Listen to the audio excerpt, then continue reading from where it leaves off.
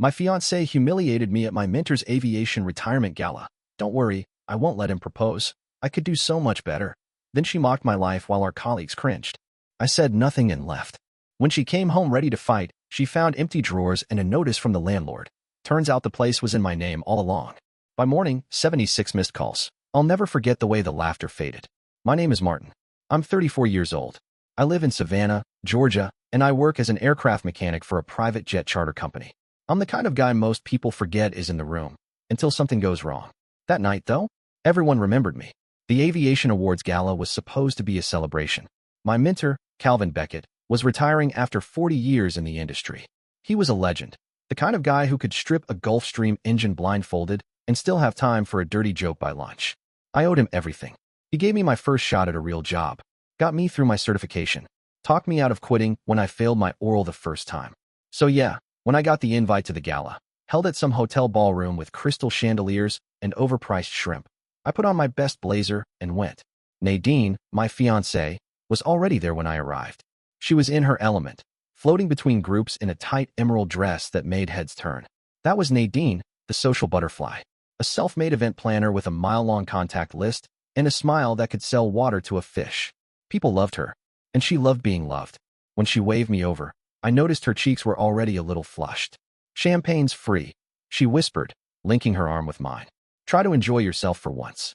I smiled, even though my stomach was already starting to twist. These events weren't my thing. Suits made me sweat, and small talk made me want to crawl into the nearest utility closet. But I stayed. For Calvin. Dinner passed, and speeches started. First the CEO, then Calvin's wife, then Calvin himself, who got a standing ovation. I clapped so hard my hands stung. He deserved it. Then Nadine stepped up to the podium. I didn't even know she was speaking. "Hi everyone," she began, voice light and charming. "I'm Nadine Porter, and yes, I planned this evening. Thank you, thank you. But I also want to say a few words about a certain someone who's been very close to Calvin. My fiancé, Martin." I sat straighter. People turned to look at me, smiling.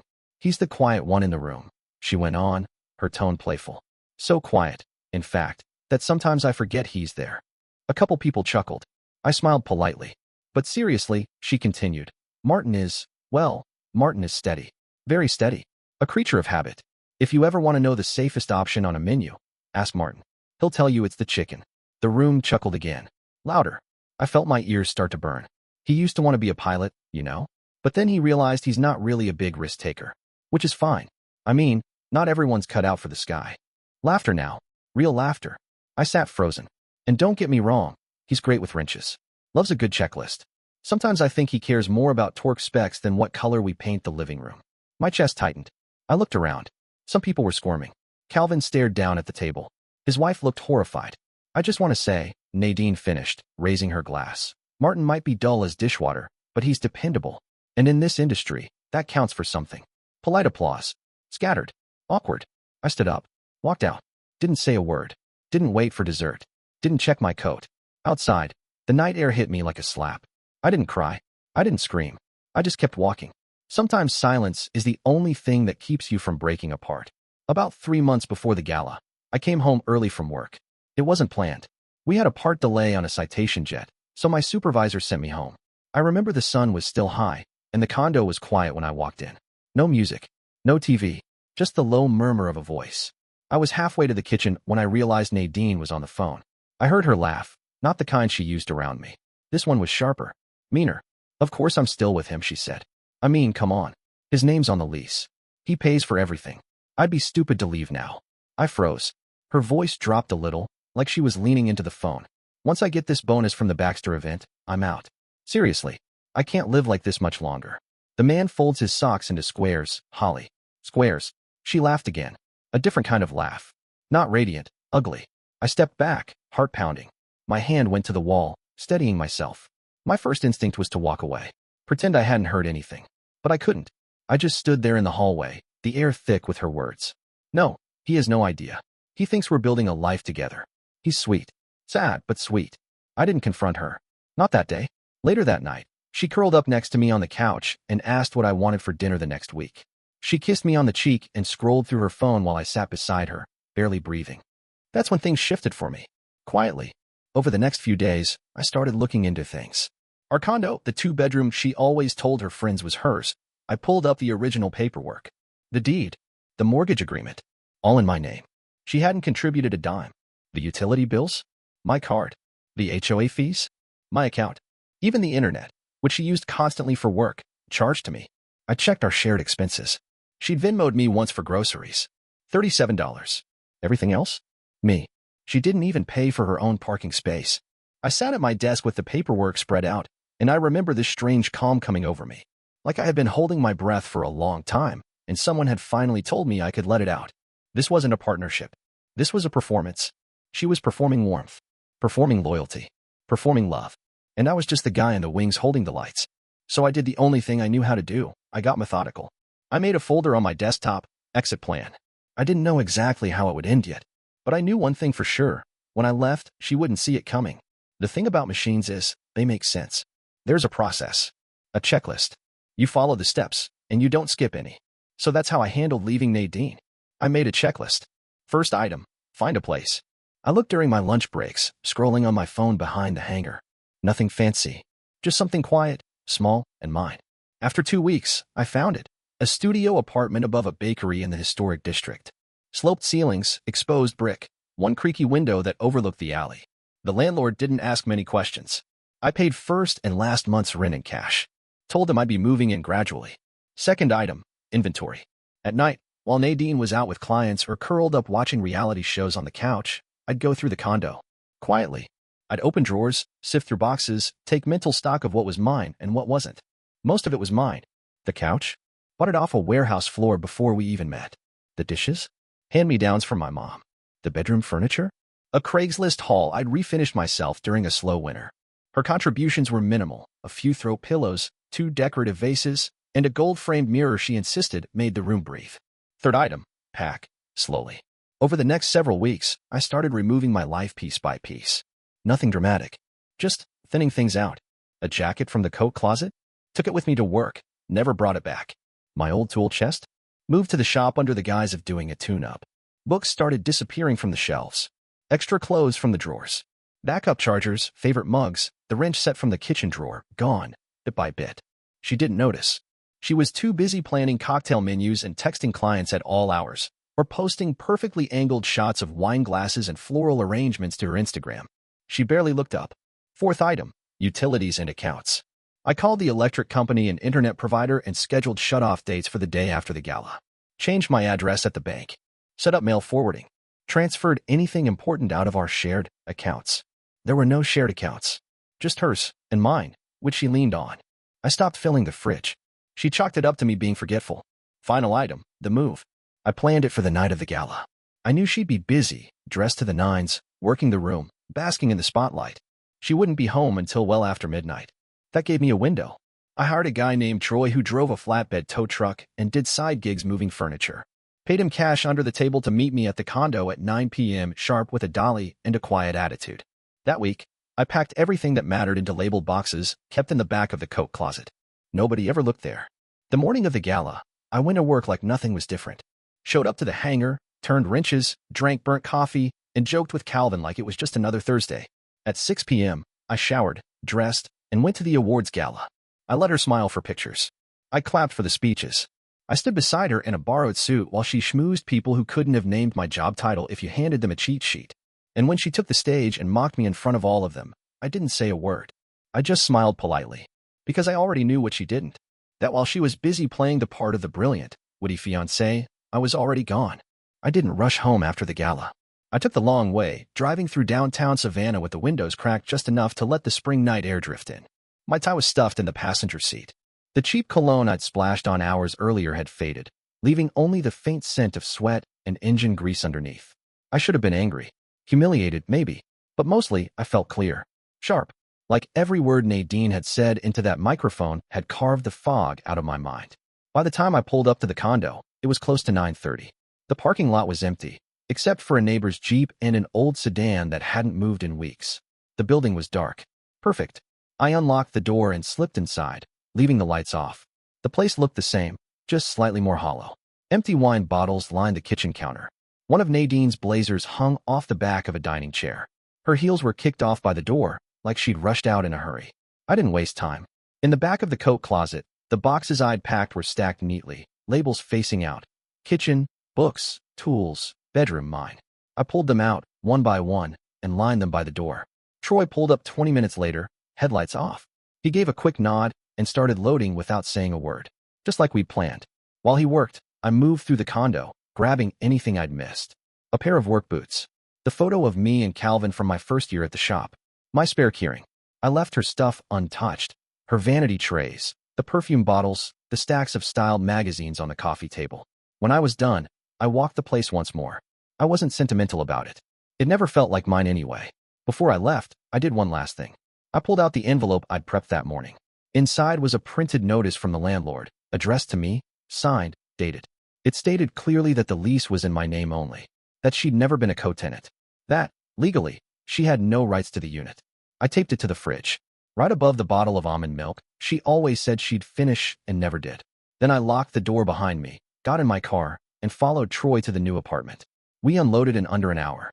Just boxes and one battered chair I refused to leave behind. The studio smelled like warm bread from the bakery downstairs. The hardwood creaked under my boots. The window let in just enough streetlight to see the outlines of a new beginning. I didn't turn on music, didn't unpack, just kicked off my shoes, stretched out on the futon, and stared at the ceiling. No buzzing phone. No passive-aggressive sighs from across the room. No clock ticking toward someone else's mood.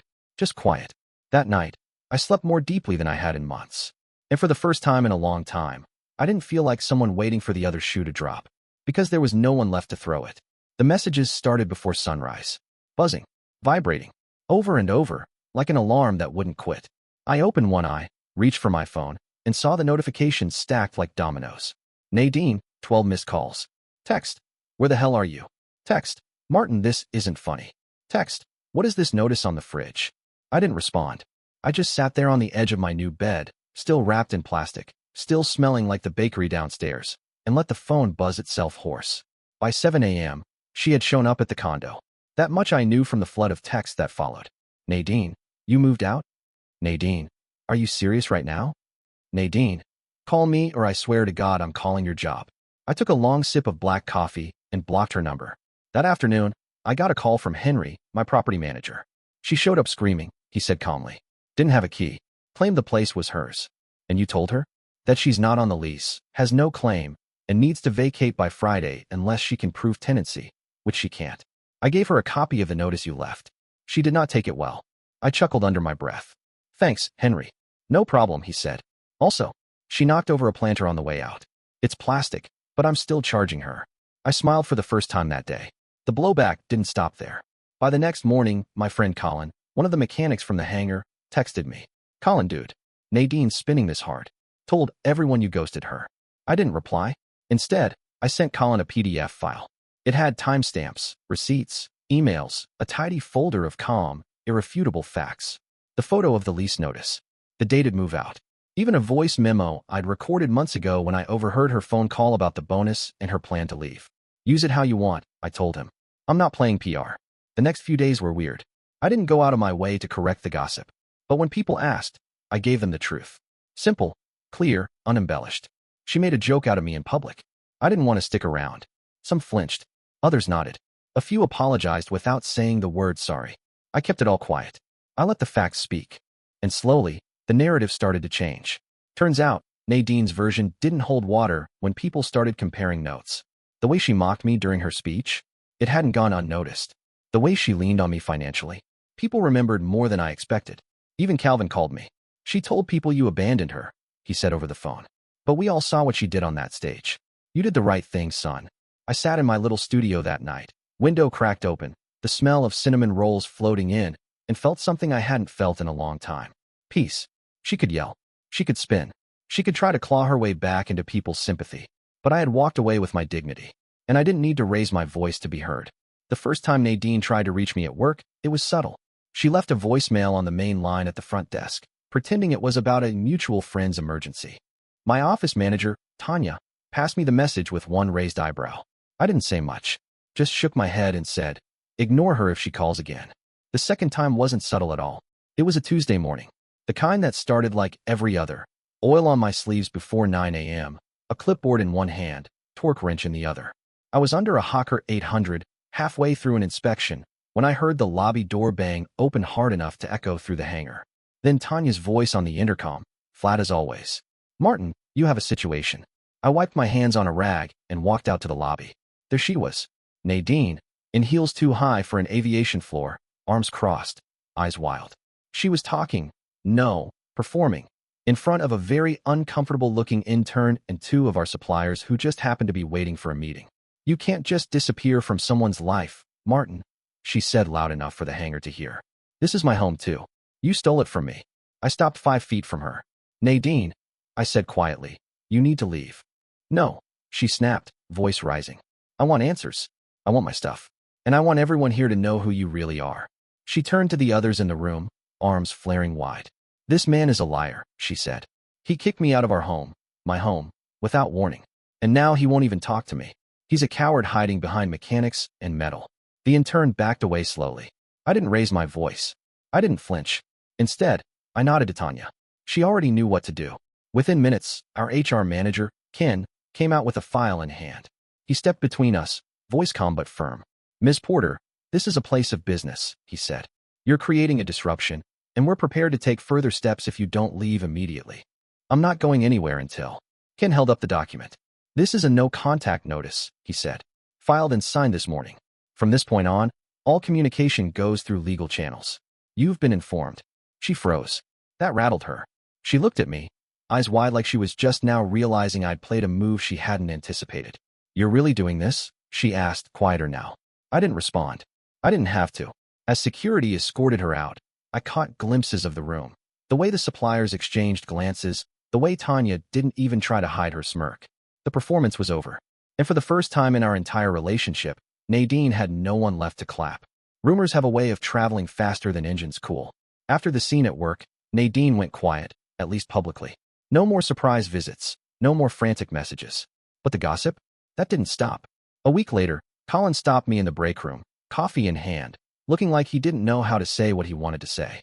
"You hear about Nadine and Lance?" I raised an eyebrow. "The new recruit from Flight Ops." He gave a slow nod. "She's been seen with him. A lot. Rumor is they've been talking for months. Since before the gala." I didn't say anything. I just stirred the sugar into my coffee and waited. Colin leaned in a little. "He's the one who told me." That got my attention. I turned toward him. "Lance told you?" "Yeah, man. He thought you guys had already split. Said she told him she was just living with an ex for financial convenience." There was a low thump in my chest. Familiar, but dull. Like hearing a song from a past life. Did she say when she started seeing him? Back in March, maybe April? He was under the impression she was staying with you temporarily. Said she even joked about how some men are better with bank accounts than personalities. That lined up. That phone call I overheard in March, when she laughed about staying until her bonus hit. That was around the same time she started laying the groundwork for her next chapter. Colin looked at me, unsure. "You good?" "I'm fine," I said, and I meant it. Later that day, I got a message. "Lance, hey Martin. Hope it's okay to reach out. I didn't know you two were still engaged when Nadine and I were talking. She told me a different story. I feel like an idiot." I stared at the screen for a minute, thought about ignoring it. But then curiosity got the better of me. "Me? What exactly did she tell you?" A few minutes passed before he replied. Then came the screenshots, conversations, DMs. A couple of filtered selfies she'd sent him from inside our condo, the same couch I'd moved out from under her. "Nadine, he's just a roommate, technically. Long story. Nadine, you're the only one I'm really connected to right now. Nadine, don't worry. I'll be free soon." The last one was dated 4 days before the gala. I didn't feel betrayed anymore. That stage had passed. What I felt was confirmation. She had already left me before I left her. The only difference was, I took my name with me when I went. I didn't retaliate. Didn't spread the screenshots. I just archived the messages, emailed myself a copy, and tucked them into the same folder where I'd been keeping the lease, the bills, and the voice memo. Not out of spite, out of self-respect. Let the truth sit quietly on a shelf. Let it gather dust. If anyone ever needed to know the full picture, it was there. Untouched. Undeniable. I kept working. I kept sleeping. I kept drinking my coffee black and going home to the smell of bread from the bakery below. Lance sent one last message a week later. "Lance, thanks for not blowing up my life. For what it's worth, she's not texting me anymore either." Me. Makes sense. You're not a safety net. Just a step. He didn't respond after that. But I didn't need him to. Some people build relationships like ladders, always climbing. never stopping to notice who they're stepping on. I'd finally stepped off the rung. And for once, I didn't care what direction she was climbing in. It happened 2 weeks after the office incident. I was at the lake house, my parents' place an hour outside Savannah, fixing a busted screen door and helping my dad sand down the dock. The place was quiet, pine trees swaying, water lapping gently against the posts. Then my mom called from the kitchen window.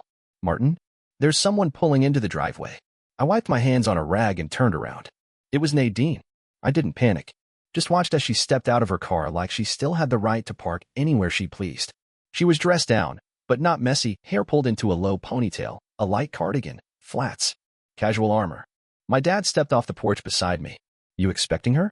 "Not even close," I said.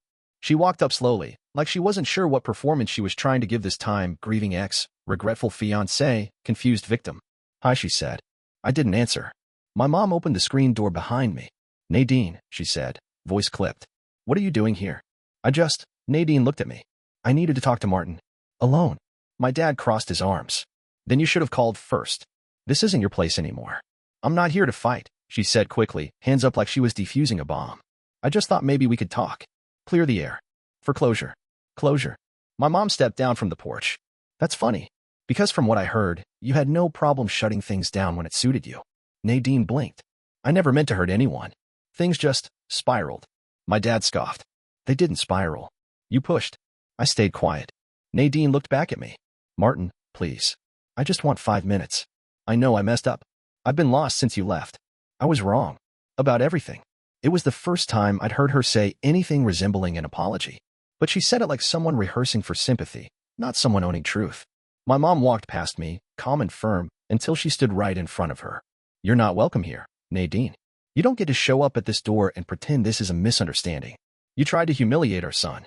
You lied to him, lived off him, and left a trail of wreckage when you didn't get what you wanted." Nadine's eyes welled up. I didn't know where else to go. "You should have thought of that before the microphone," my dad said. She looked at me one last time, waiting. I didn't say a word. Didn't flinch. Didn't owe her anything. Finally, she turned around and walked back to her car. The door slammed, the tires crunched over gravel, and she disappeared back down the road. My mom stood beside me, arms crossed, staring after her. "You okay?" she asked. I nodded. "Yeah, actually, I think I am." My dad clapped me on the back. "Proud of you, son, for knowing where the line is." That was the moment it clicked.